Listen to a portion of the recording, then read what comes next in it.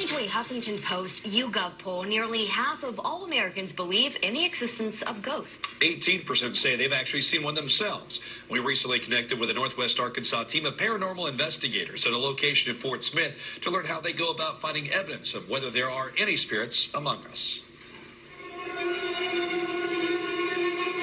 I bring that consistency and validity to those who do have hauntings and do live in fear. Northwest Arkansas Ghost Connection founder Lori Davies heads up a team of locally based paranormal investigators. Her unique path began in the 90s when she says she and her children experienced a haunting. Nobody was really out there that could help us. And if we talked to our preacher or a pastor or whatever clergy, they kind of looked at you a little funny.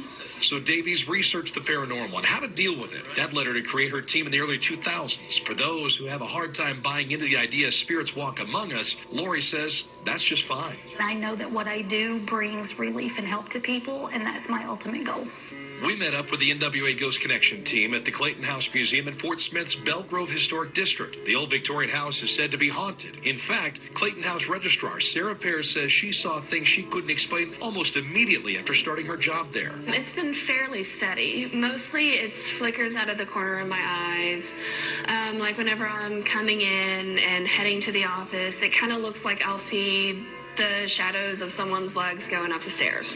Pear let the team of paranormal investigators know they were in for an interesting evening.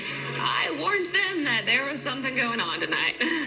Davies says she and her team try to be fairly clinical in their approach. Typically, we'll just go in, interview them, set up, schedule a time to go in and investigate. As the NWA Ghost Connection team investigates the area, they have a lot of technology with them. They're armed with it, in fact, and this is one of the tools. They have a FLIR gun that actually shows you thermal images of whatever you're looking at the time, but that's not all they have available to them. We have 4 cameras positioned in specific areas that when we did our walk of the house, and these areas we felt would have the most activity.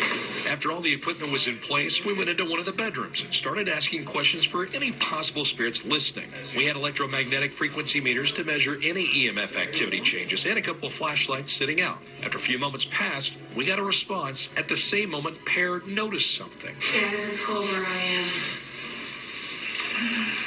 am. There's one. Hey, thank you for doing that. Can you turn that off for us? Again, that's the yes flashlight. Can you turn that one off? Thank you. The strange encounters happen elsewhere in the house, too. While we were in the darkened drawing room, Lori, who says she's also a medium, announced we weren't alone. I can see him. He's right there. No, he is. He's on the couch again. He's in front of the couch. He's staring right at us.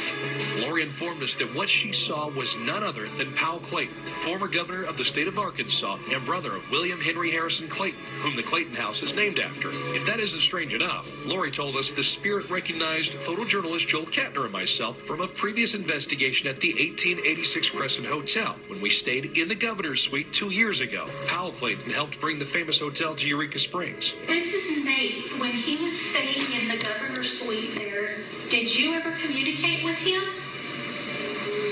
No. Yes. Well, that flashlight turned on yes as well. Oh, did it? It's safe to say that got a reaction out of us. Look at those goosebumps. Mm-hmm. The group's investigations provide a number of thrills, like the one we encountered. However, they say it's not about that. Rather, the people they're trying to help. That is very important to me and my team, that we give them the comfort, the counseling, and the help that they need in order to push through another day. I'll admit we had a lot of fun with this, but it's important to note that none of what we experienced provides any concrete proof that ghosts exist, but it did give us something to think about, and the Clayton House invites you to visit them to check it out for yourself. What you just saw is just the tip of the iceberg of what took place. Go to nwahomepage.com to see a full uncut video of the moment Lori Davies claims she spoke with former Governor Powell Clayton. You can also see the full uncut interview with Lori to learn about how she came to believe she's a medium and can talk with spirits.